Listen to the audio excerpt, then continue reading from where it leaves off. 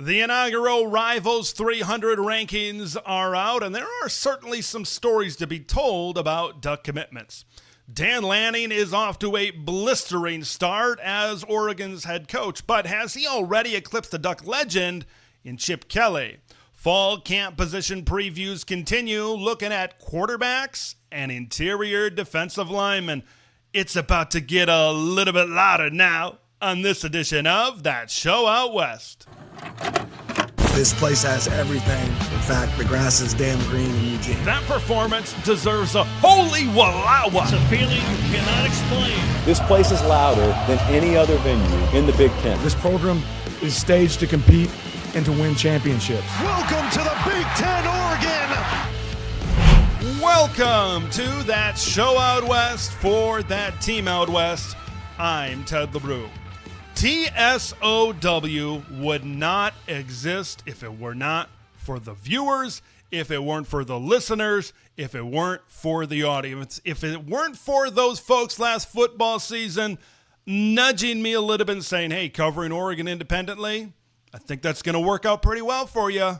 I think there's a little bit of demand for that. So whenever I can show my appreciation, as often as I can show my appreciation to the viewers, to the listeners, to all of you, to the audience out there, I will certainly do so. I want to start this show off by giving a big-time shout-out to my guy T. Sherm over there on the Scoop Duck message boards. I was kind of scrolling through the thread of the last TSOW. I post the links over there, and people can kind of comment below on their thoughts on the show and everything. And he said he's been a listener and a viewer since the OG Big Ten TED days and has certainly enjoyed the content, which I appreciated since TSOW has launched back in January. So I salute you, sir. You deserve a holy wallawa for being invested as much as you are in this program. So T-Sherm over at the Scoop Duck message boards, I appreciate you. Just know that. And I'm a little bit jealous of your central location of a lot of beauty within the state of Oregon. Now, as a lot of you know, I will be making my way to the state of Oregon to see the aforementioned beauty of the state of Oregon in about, 2 weeks, a little bit more than 2 weeks. I think I got a lot of ducks that I need to get in a row coming up. Still need to get some things in order. That date, August 2nd, is certainly coming very, very quickly. But I'm going to hit you with another date. I teased it on the last edition of TSOW of a potential meetup for yours truly within the state. We've got a date, we've got a time, and we've got a location. August 6th at the Wild Duck Cafe in Eugene at 4 p.m. I will be there chatting Ducks football, really chatting whatever you want to chat about. So come on by, enjoy some great food, enjoy some drinks. I would love to share a beer with a lot of the people in the audience that already have said that they're going to be there. And I would love as many people to be able to come by to say hi to as many Duck fans in that area as much as I possibly can. So I am so excited about this opportunity. Look, I know it might not be the most convenient time of the week, a day of the week. It might not be the most convenient time. It might not be the most convenient location. I know probably a lot of you maybe live up in the Portland area or in other parts of the state. But when you are planning a 15-day adventure, you want to see as much as you possibly can while I'm out there. I don't know when I'm going to be back. So being able to kind of put this in this 1 hour time slot, I'm glad I was able to make time, and I'm excited to be able to talk to all of you. Now, maybe I'm not enough to get you to come out there. Hey, that's completely understandable, but we've got a special guest that's going to be there as well. Ryan Winter from Sports Chat 503 is going to be in the house as well. So come on by, talk to myself, talk to Ryan, talk to everybody, Duck football, great hikes, whatever you want to talk about. I'm all ears for about an hour. I'm looking forward to meeting up with each and every one of you. I think it's going to be a really great time.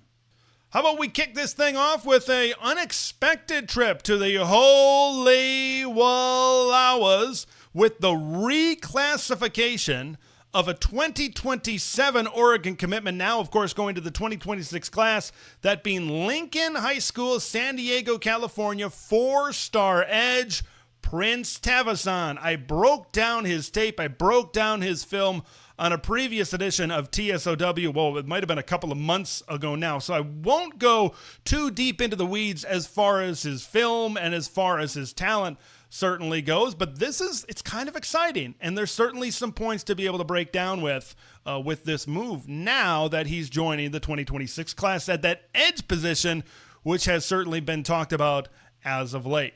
Tavizon was the number 107 player according to the Rivals industry in the 27 cycle. I'm really curious as to where the services are going to slot him in now that he's in the 26 cycle. 6'4", 245 pounds, plays with an immense amount of power, aggressiveness, and leverage in his upper body.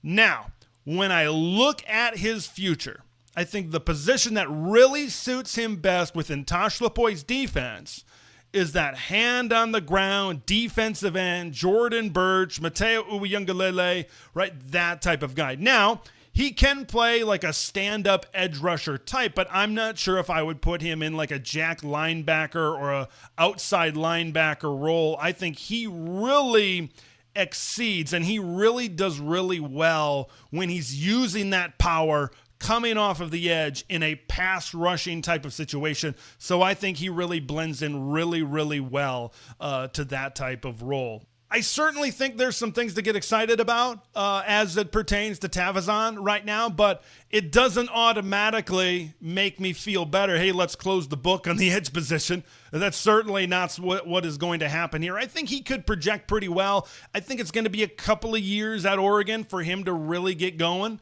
for him to really see exactly where he projects within the Ducks and where he really falls in the pecking order right now. But I think this is a little bit of maybe an insurance policy at the edge position, and I think something that it was needed at the edge position right now after the decommitment of Richard Wesley, and then of course he went to Texas.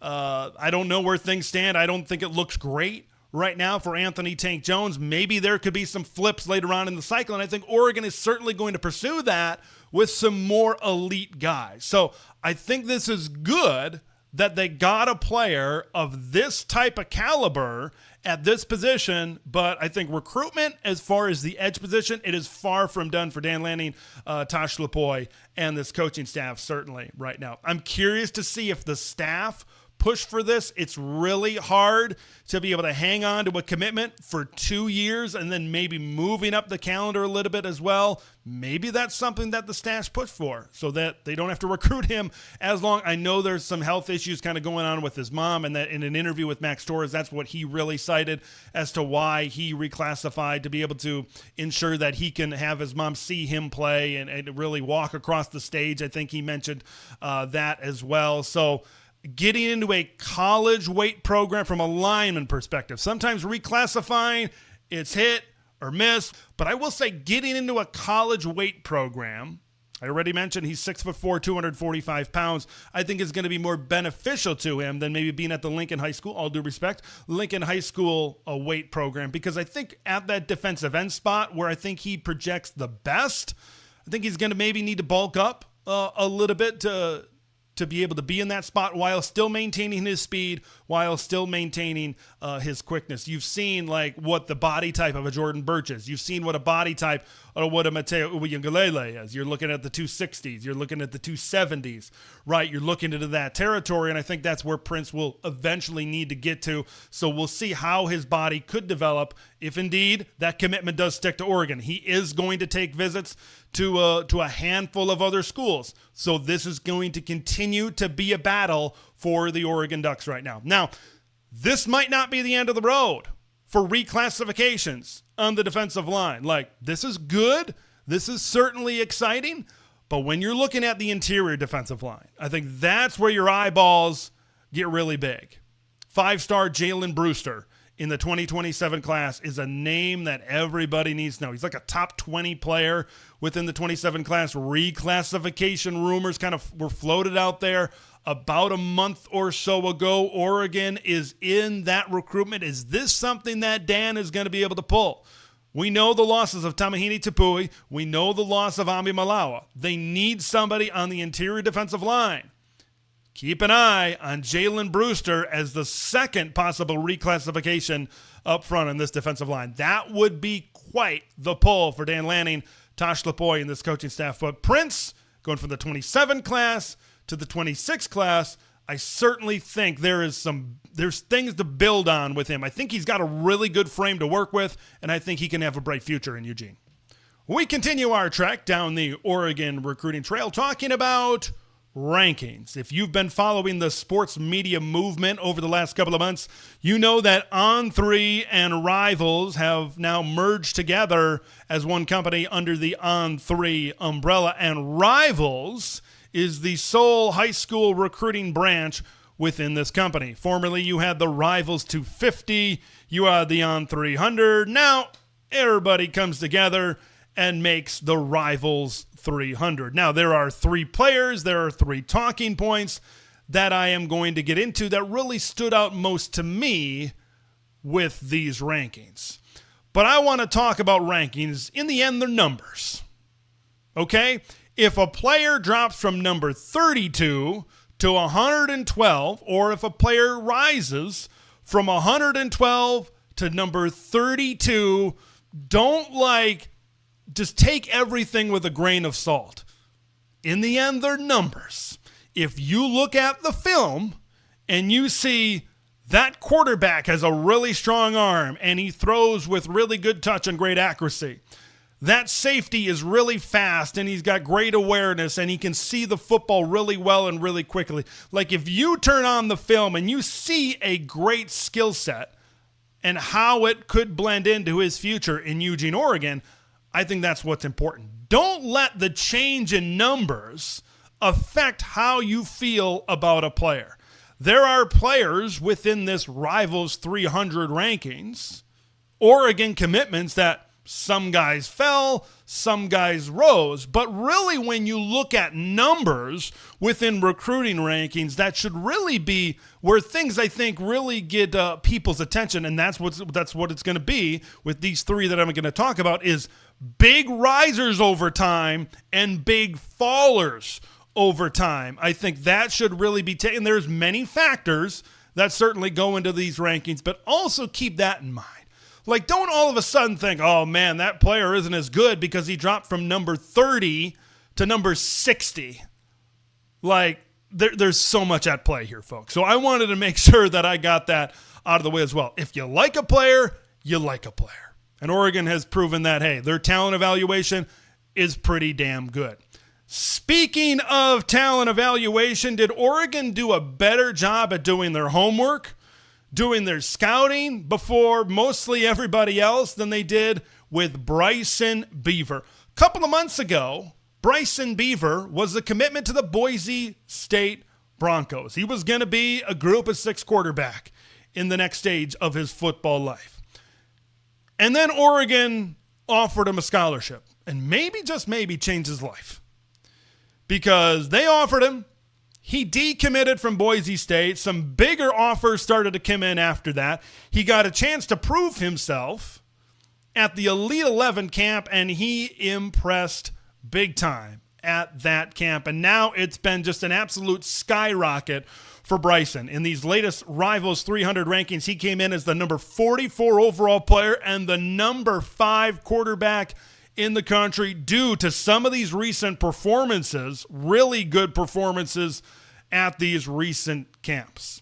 Oregon staff proved one thing that I've been saying all along. They didn't forget how to recruit. They didn't forget how to evaluate talent, and they got in early, and I think that was the big key to be able to land Bryson Beaver, and they certainly did their homework on this kid, and they knew exactly what they were getting. And then when you take that and where the industry experts kind of slate him in right now, and maybe some of the other quarterback battles that Oregon was in, it makes a lot of sense that Oregon did what they did and put the chips in that they did with one Bryson Beaver right now. In the latest Rivals 300 rankings, Rider Lions, who BYU spent a lot of money on, slided in there at number 53. Now, once again, we come back to numbers just being numbers. Beaver at 44, Rider at 53. What is the story that is told there? I think the story was Ryder Lyons is way up here, and Bryson Beaver was a relative unknown. Now, after the camp circuit and all of this has kind of gone down, Bryson Beaver and Ryder Lyons are in a very similar ballpark right now. Jonas Williams, a former Oregon commitment, flipped his way over to Southern California for the Trojans, sliding in there at number 147 overall. I think the only quarterback in this class that I think a lot of Oregon fans would take over Bryson Beaver right now would be Jared Curtis. Five-star quarterback, one of the highest-rated players in this 2026 cycle right now. Duck staff knew exactly what they were doing, and they knew it before anybody else, man. Anybody else. You know, when you talk about these rankings, and I said you got to keep an eye on big risers, you got to keep an eye on big fallers. Let's talk about a riser. All Messiah Hampton has done, updated rankings after updated rankings after updated rankings, is rise. Okay, because sometimes you see some fluctuations with kid. They'll rise, they'll fall, they'll rise. You know, they'll kind of go in different directions and different updated rankings. Not Messiah. Messiah Hampton on 3 had him as the number 166 overall player 9 months ago. You go further back than that, he was in the 200s. And now he's just continued to rise and rise and rise. And now he's the number 43 overall player in the Rivals 300 rankings and the number 5 wide receiver. March 2nd, he was an MVP of a Miami Under Armour camp. April, he was an on-3 MVP at the OT7. Like, this camp circuit it's a big factor of how these rankings go into post-camp circuit. When you get into the summer, when you get closer to August, when you get closer to the high school football season getting going for a lot of these kids' senior year. And all Messiah Hampton did at these camps was go out and show just how good of a player that he is. And I want to end on this with Messiah Hampton. Okay? Well, I got 2 more points, I think, with Messiah Hampton. First thing I want to say is he is ranked above 2 Ohio State wide receiver commitments right now. Chris Henry Jr. and Caden Dixon-Wyatt. Now, he's slightly ahead of Chris Henry Jr. I know maybe the injury to him maybe certainly played a role in that. And then Caden Dixon-Wyatt is in there as well. Remember when Caden Dixon-Wyatt committed to Ohio State, you know, there were some people out there saying, oh, what's going to happen with the Ducks at wide receiver, missing this thing out in the spring? I thought that he was maybe destined to go to the Ducks. But now Messiah is significantly ahead of KDW in these rankings right now. Once again, it just shows that the staff knows what they're doing when it comes to talent evaluation right now. Well, now the last thing that I want to talk about with Messiah Hampton. This was a tweet from Colin King over there at Ducks Rising. Does a really good job. And he was teasing an article and an interview that he had with Messiah Hampton. And this was the quote over there on Twitter to tweet the article. Quote, I'm looking forward to winning a national championship in year 1. Going out there, being a freshman All-American and all Big Ten wideout. That is some swag. That is some confidence. That's what you love to see from a young kid. Okay? And it kind of blends in with the coach that was recruiting him all this time in Ross Douglas. When he came to the podium this spring, I'm like, man, Ross Douglas speaking with a lot of confidence, speaking with a lot of swag. You love to see that combination. You love to see that drive. You love to see that just belief in oneself even before they've even stepped onto campus in Eugene, Oregon. You absolutely love to see it. Now, these are things that are optimistic with Bryson Beaver, with Messiah Hampton. One that was just an absolute head-scratcher to me was Tommy Toffee not cracking the Rivals 300 rankings at all. I believe 24/7 has him as a top 100 player.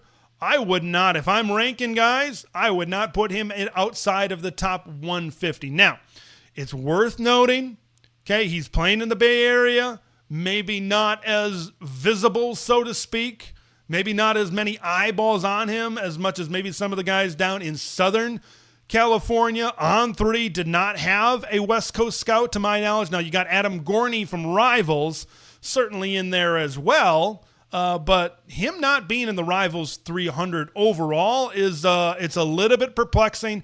It seems like a big miss. I mean, when I look at Tommy I mean, with the power and the size and then the mobility as well. I mean, how can you not? How can you not put a guy like that? Guy that has been, comparisons have been thrown out, the name Penei Sewell as well. Like, I love what Oregon has with Manny Ahinacho and Tommy Tofi. Like, I think those are two studs on the offensive line to continue to keep on building what Alik Terry has certainly been laying down as of late. But maybe this will get updated as On3 Rivals gets more of a presence out there on the West Coast, and they maybe get more eyeballs on Tofi right now. But it was puzzling. You know, Recruiting Services had him listed as an interior offensive lineman, and he said in an interview after he committed, hey, Oregon's recruiting me as a tackle. I think I'm going forward as a tackle. Now, on his high school tape, he's playing tackle, but maybe the Recruiting Services, maybe they saw him more as an interior guy, and then when he's playing tackle, maybe that affected it somehow. I don't know if that's ultra likely, but it's puzzling. A little bit of a head scratcher, certainly, as well. Kendra Harrison, number 16 overall player. Man, I get more and more excited about him and his freakish athletic ability. Tredarian Ball drops to 165. Jet Washington, he dropped into the 60s, which I thought was pretty surprising, but he's still certainly up there as one of the top safeties in this class right now. Targets Anthony Jones at number 18, Devon Benjamin at number 22. So if they can wrap up that Devon Benjamin recruitment, that will be the highest rated defensive back if they can get him here soon in early August. Speaking of early August, Deuce Gerald's slides in at the 146 spot. Folks, remember their numbers. If you like a player and you like their film, stick with that gut feeling.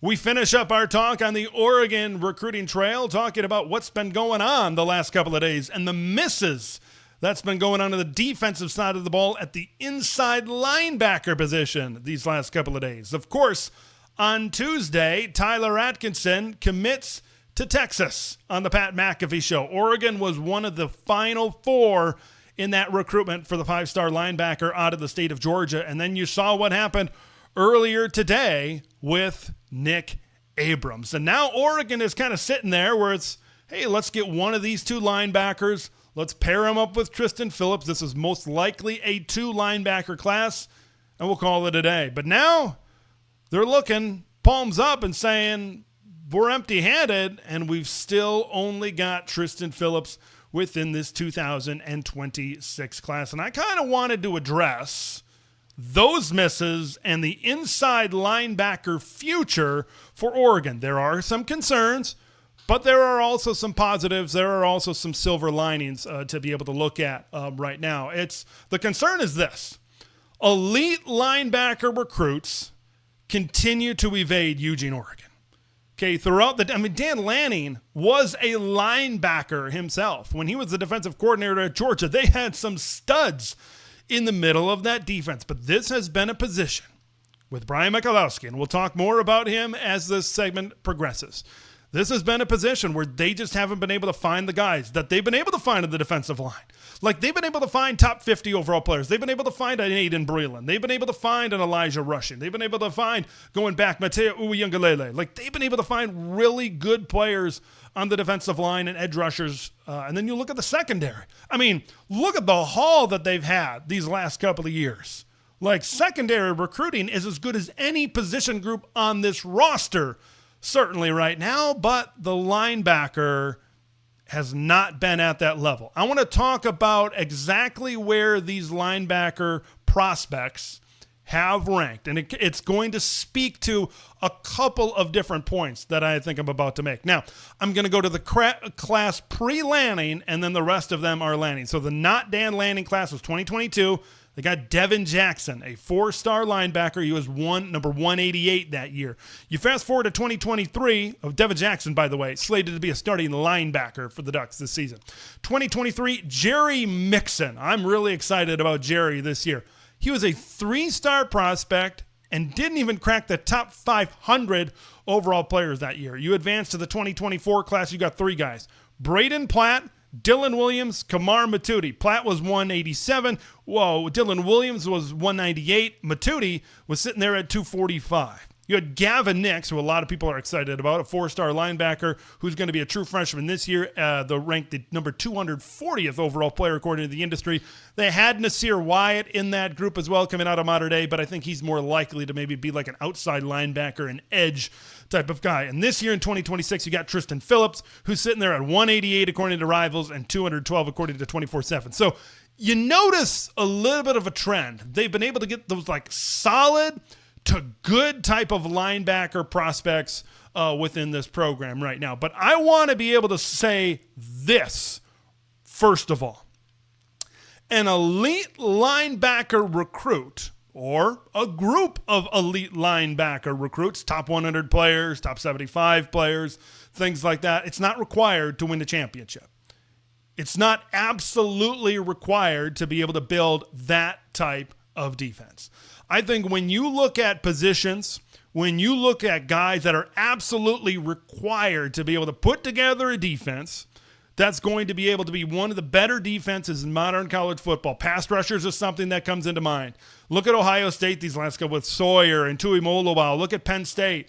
Look at Abdul Carter. I mean, these there's a reason that these edge rushers on the recruiting trail are getting paid as much as they are getting paid right now. I mean, we know all about the deal with what happened with Richard Wesley now over there at Texas. I mean, the money that I'm sure was thrown out to a guy like Zion Ely to shut down that recruitment for now. You know my thoughts on that. Anthony Tank Jones is another guy is out there. There's a lot of money getting thrown around. These are extremely valuable football players because when you look at the offensive side of the game, I mean, the way football, not only at the college level, but all throughout has progressed. I mean, this is quarterback driven. The passing game is so important. I mean, you look at if any team out there knows, okay, how threatening a passing game can be, it's the Oregon Ducks. More on that here in just a little bit.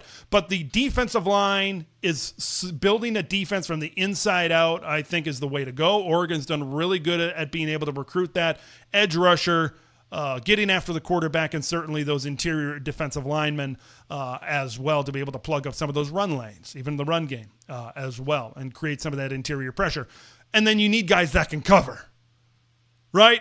Circling back to that point I just made about knowing it better than anybody. Look at what happened in the Rose Bowl last year. Look at what happened in the Pac-12 championship against Washington. Oregon couldn't cover. They couldn't cover Jeremiah Smith. They couldn't cover Roma Dunze. They couldn't cover any of those guys.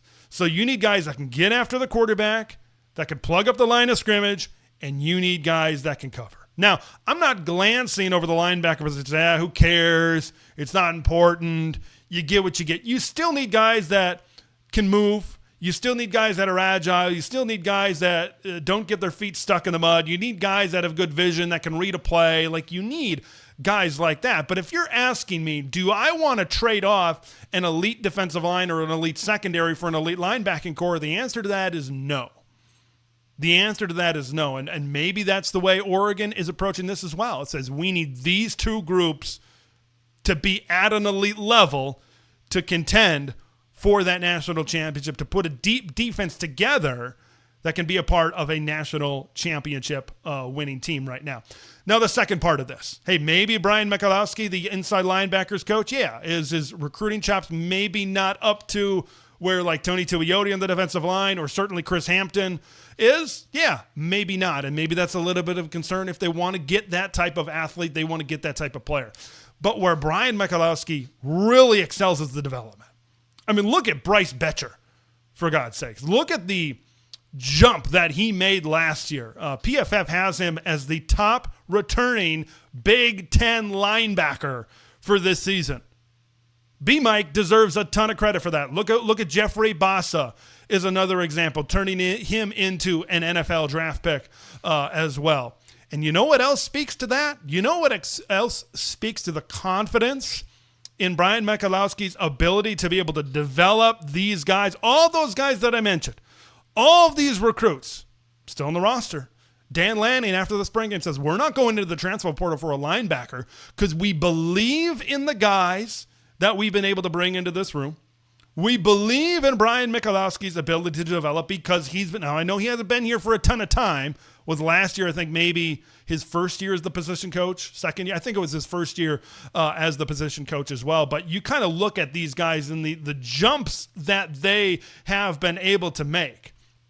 And then you look at these types of players that are being brought in. I think you're going to continue to be able to see that. So Dan's confidence equals my confidence in the linebacker future right now.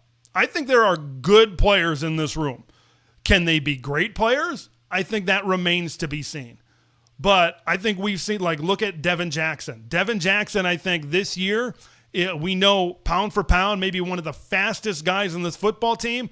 Devin Jackson is poised to really have a big year. All conference year, I don't know if I'm quite ready to be able to go there, but you've seen, maybe it hasn't been giant steps, but you've seen the steps that have been made at the linebacker position. And there's still many steps to go.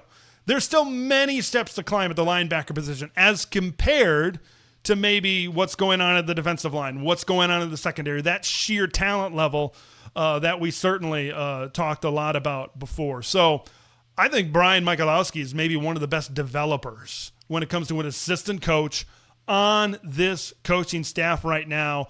And I think one of my biggest takeaways from spring ball was the aforementioned comment that I just talked about. Dan Lanning saying, we're not going to the portal. And Brian Michalowski kind of following up on that comment saying, that means that we're not doing our job. We believe that we're doing our job. We believe in this room. If they believe in the room, I certainly believe in the room as well. So although it might be a little bit concerning that they're not getting that elite type of player, I think they're going after the type of defensive players at the elite level, the top 50, top 60 overall players that they need to be able to build the important parts of their defense, and the development aspect from B. Mike and this staff, I think, will have the linebacker room continue to improve. It would be nice, certainly one of these recruiting cycles, and maybe they can pull it off with a flip or something a little bit later on. It would be nice to certainly be able to elevate that talent in the linebacker room as well.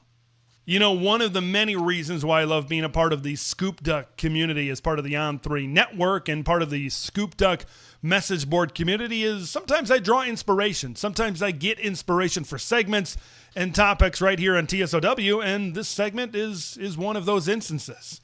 There was a poster on there about a week ago, 2 weeks, something like that, not too long ago, that posted Dan Lanning versus Chip Kelly. Has Dan Lanning surpassed Chip even right now, 3 years in?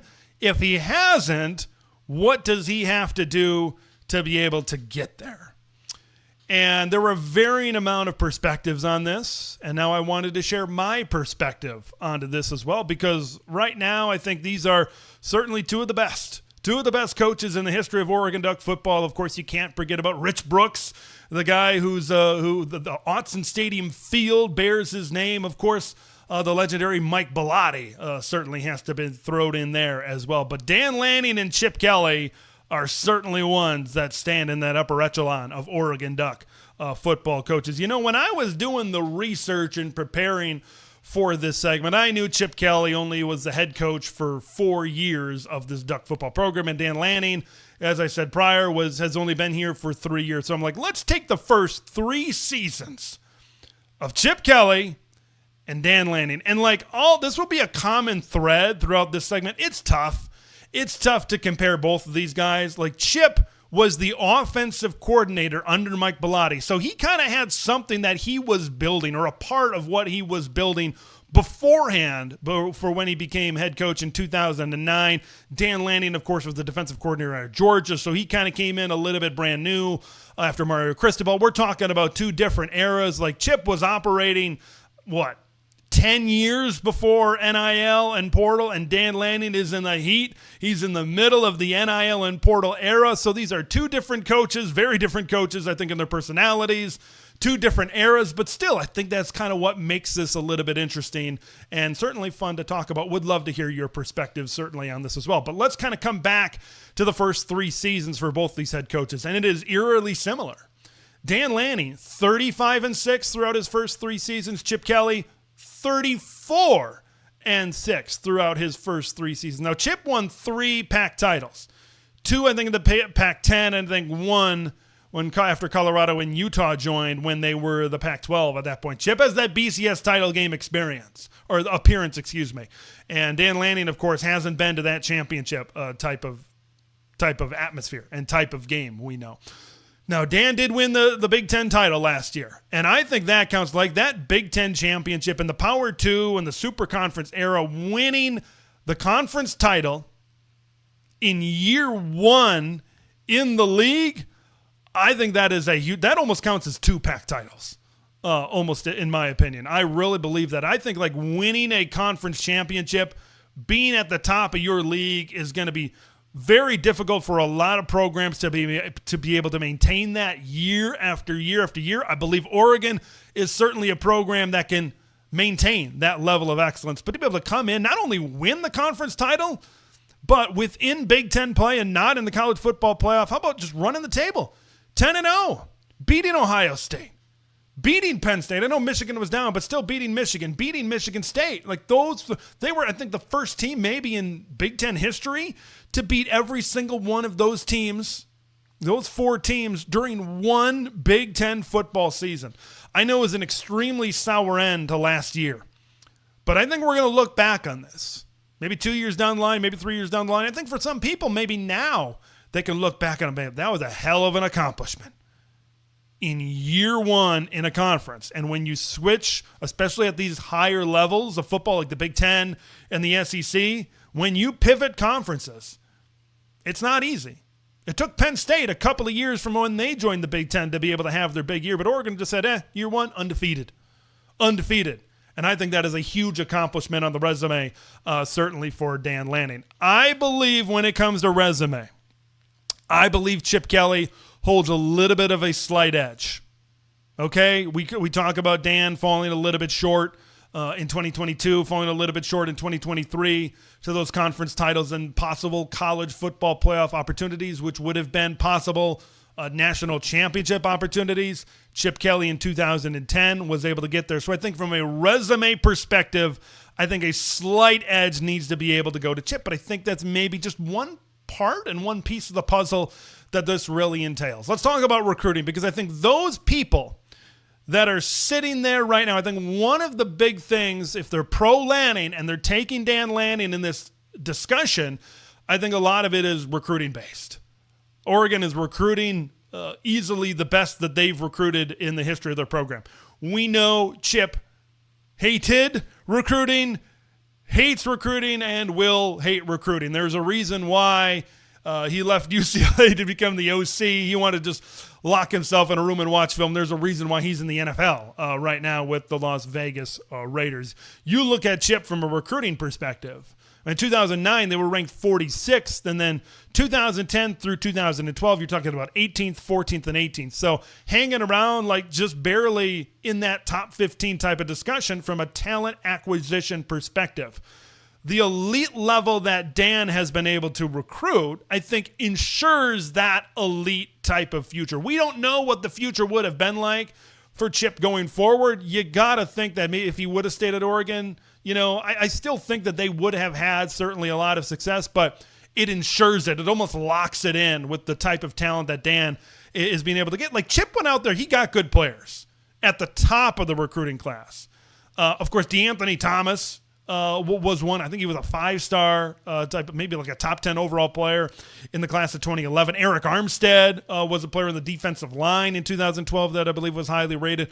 I know Marcus Mariota wasn't highly rated coming out of high school, you know, a 3-star guy, but we all know almost immediately, right, what Marcus Mariota really turned into, the greatest Duck of all time, the only Heisman Trophy winner of all time. But like the blue chip ratio for Chip Kelly's types of teams, that's 4- and 5-star guys, it's like 50-50, like right around 50%. I mean, Dan's he's above 80% right now. Almost all of his guys are 4- and 5-star guys, which I think goes into another point that I want to make. I think Dan's program compared to Chip's program, I think it's a more well-rounded program. I think Dan and the Ducks are better in the trenches. than they certainly have ever been before. Defensively, I think this is as good as Oregon has been, maybe consistently, or how they're building their defense, how they're recruiting, and the results on the field and what they've been able to do. Defensively, I think this is as close to good as they've ever been. I mean, when you look at Chip, I mean, the big thing that he has that is going to be on his resume forever, that is going to be absolutely timeless, is his influence on the game of football, not only college football.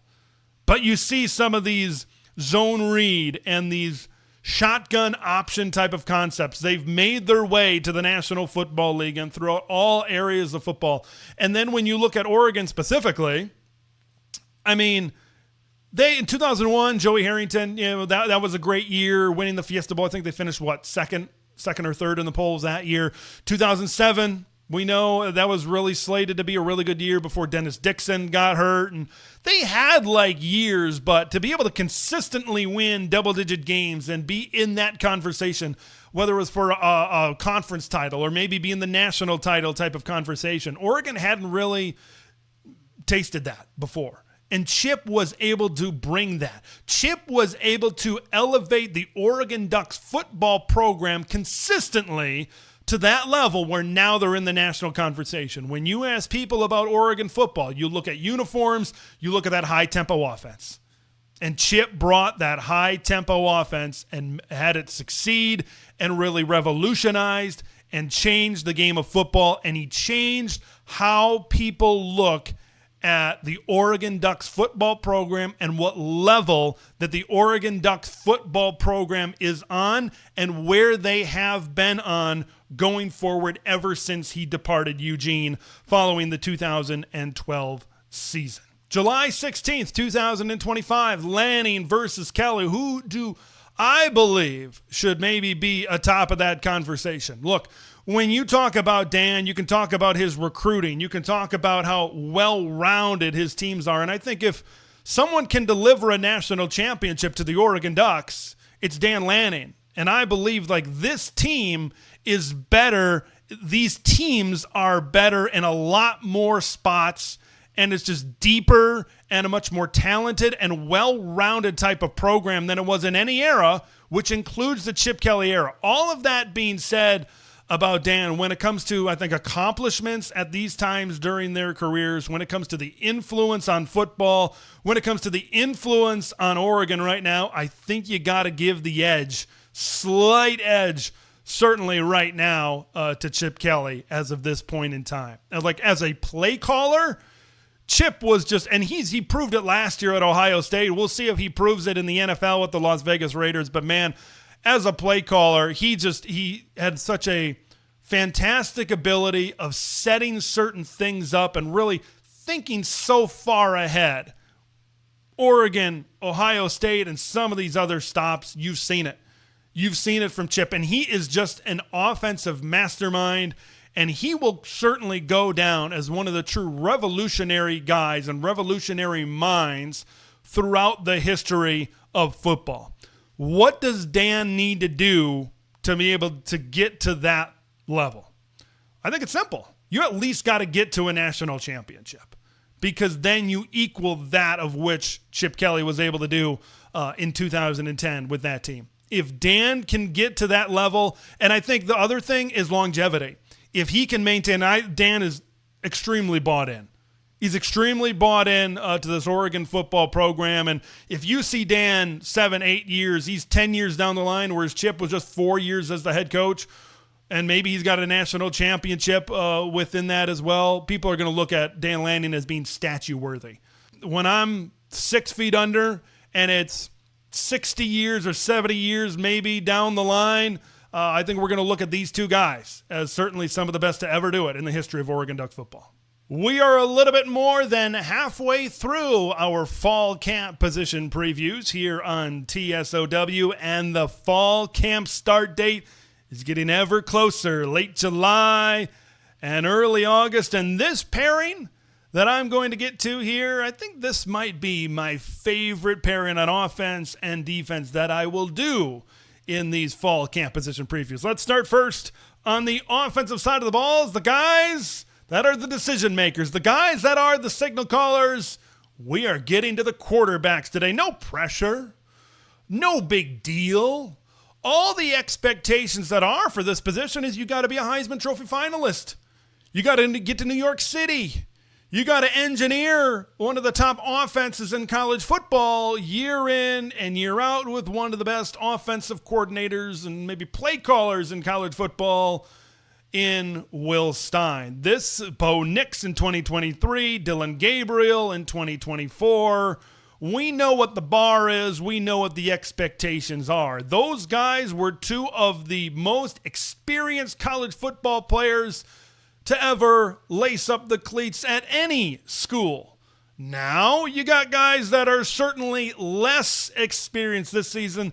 New obstacles, new challenges. Things are a little bit different at the quarterback position entering this 2025 season, but more on that a little bit later on in this segment. It's not complicated when you look at additions and subtractions. It's one in each column. Of course, Dillon Gabriel, you knew that he was going to be a one-year rental, transferring in from Oklahoma. Did a really good job leading Oregon to an undefeated regular season and a Big Ten championship and a trip to the college football playoff.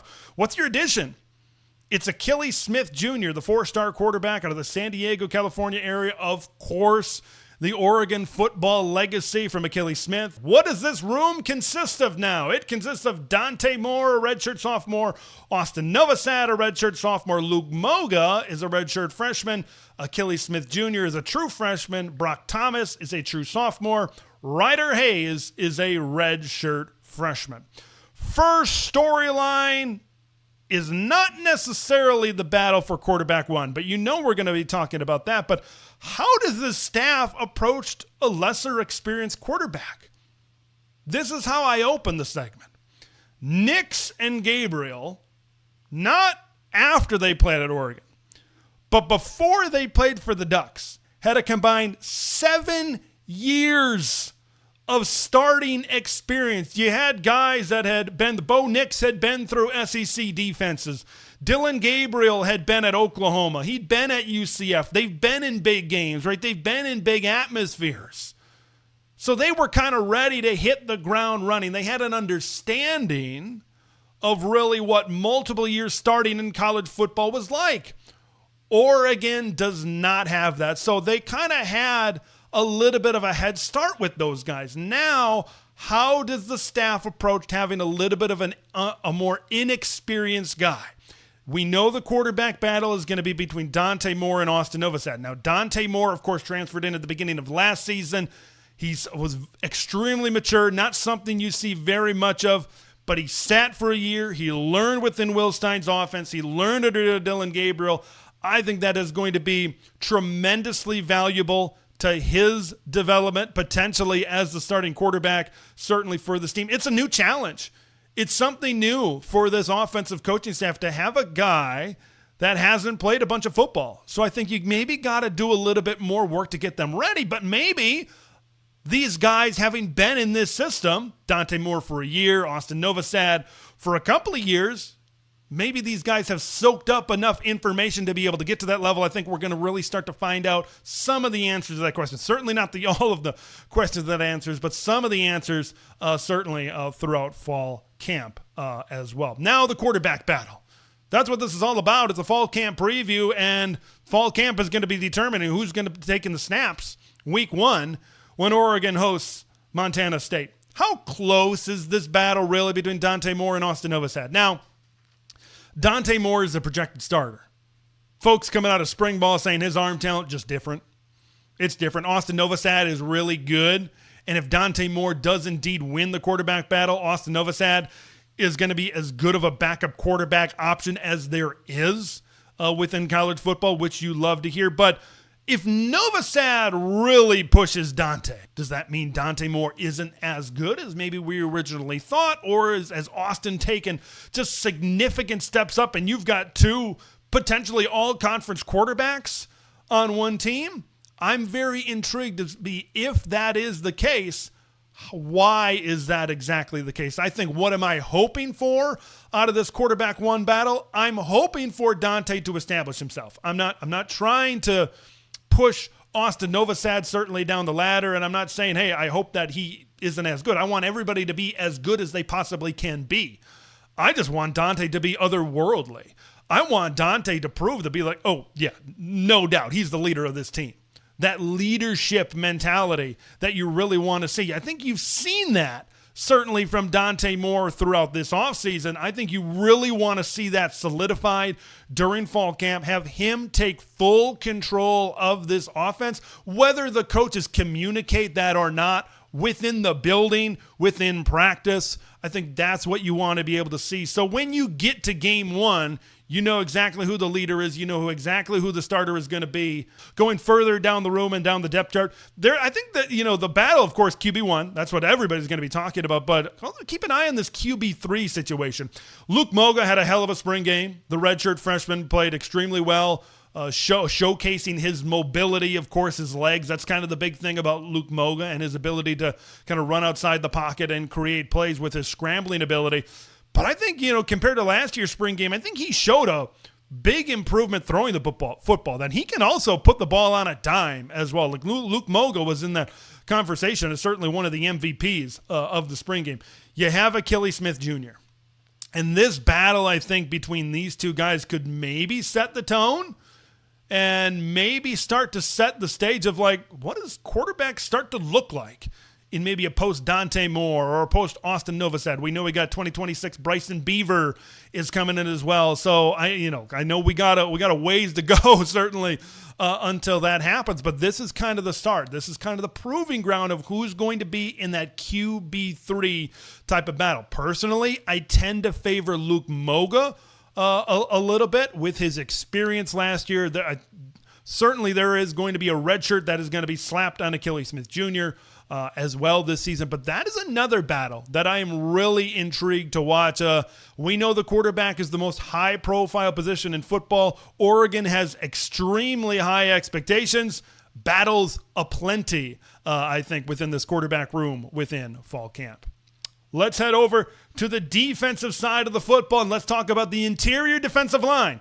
We're talking about the defensive tackle position, and we're talking about the nose tackle position. So we're talking about two starting spots here right now. This is a group that this staff has a lot of confidence in, okay? And we'll talk about the incoming transfer. There is one incoming transfer. You lost two guys to the National Football League, but there is a lot of faith in the guys that Dan Lanning and Tony Tuioti has recruited and that are in this room right now, and they expect to really step up. You lose Derek Harmon and you lose Jamari Caldwell. Those were two one-year transfers that were brought in, and they played really, really well, and they played a lot of snaps for Oregon, and they played really effectively. Mykeel Gardner is also a loss. He was I think he was recruited from a couple of years ago. He ends up transferring to Arizona State. He was kind of buried on the depth chart. He was like a high 3-star, low 4-star. Additions: Bear Alexander. Of course, we know the story with Bear. Georgia, USC, maybe some, there were certainly some other things that were talked about as to why he maybe hasn't developed into that 5-star player that he was when he came out of high school. But put all that aside, I think that this is a low-risk, high-reward transfer type of acquisition. I think when they brought him in on that visit, I think it was all maybe about getting inside the headspace of Bear Alexander. Are you going to buy in? Are you going to be able to put what has happened or not happened, or are you going to be able to put that aside and focus on being the best version of yourself? Obviously, they signed him. Obviously, they believe he can be in that type of role. And I think he is certainly one of the leaders to be these starters of these two positions, defensive tackle and nose tackle on this defensive line for the Ducks this season. So what does this room look like? Oh, boy, there's some good talent in here. Amari Washington is a true junior. Bear Alexander is a redshirt junior. Terrence Green is a redshirt sophomore. Tion Gray is a redshirt freshman. Aiden Breland's a redshirt freshman. Jericho Johnson is a redshirt freshman. Zadavian Sims is a redshirt freshman. Jawan Dickey is a redshirt junior. The first big storyline that I have for this group coming into fall camp is you got a lot to replace. You got some big shoes to fill in terms of production and guys that departed in the NFL draft. Derek Harmon, second second-team All-Big Ten. He was a first-round NFL draft pick. Jamari Caldwell was a third-round draft pick. So can you get two guys that can play within the top 3 rounds of the NFL draft? That's the big question, is can you get to that level of production? That may start to be answered certainly within fall camp. So who are we kind of looking at? I think, I don't know if there's going to be a significant battle for, starting spots. I feel really confident in Amari Washington. That's definitely going to occupy one of those spots. He played in all 14 games last season, showed a lot of promise. Okay, once you got past Harmon, once you got past Caldwell, Amari Washington was that next guy. 10 tackles, 2 tackles for loss last season. Another guy that saw action last season was Terrence Green. Played in 7 games, 4 tackles, 2 tackles for loss, and then he had a sack against Oregon State certainly as well. So Amari Washington and Bear Alexander, I think, are probably the favorites to certainly play in that role. I think Amari can get to that. I think Amari this year can get to that level. I think he's been building, and then especially with how much that he played last season, he's got the experience, he's got the size. I think he's got the skill to be, at the very least, an all-conference defensive lineman. Bear's a big pivot point, but we'll talk more about Bear here in just a little bit. What do I love about this defensive line entering fall camp is their measurables. These are some big old boys. When you think of Oregon football, the first thing you think of is maybe not really, really big defensive linemen. But this is kind of like the change in the culture and the mentality of Dan Lanning. It's a make of an Lanning era defense. Terrence Green, 6'5", 330. Amari Washington, 6'3", 320. Bear Alexander is 6'3", 315. When Bear Alexander is your smallest defensive lineman, you know you got some big old Big Ten beef in there. Teon Gray, 6'6", 330 pounds, and then Jericho Johnson standing at 6'4", right around that 330 and 340 pound mark as well. These are going to be tough guys to move around. They are space eaters, but a lot of these guys are also very quick.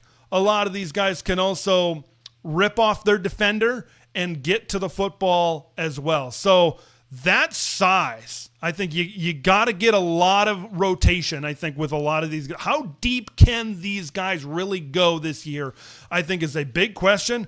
But I think one of the big reasons why I love this group is just their sheer measurables, is measuring up to what Michigan has been on the defensive line, what Penn State has been on the defensive line, what Ohio State has been on the defensive line. There's a lot of eyes on Bear Alexander and these redshirt freshmen as well. Let's talk about Bear.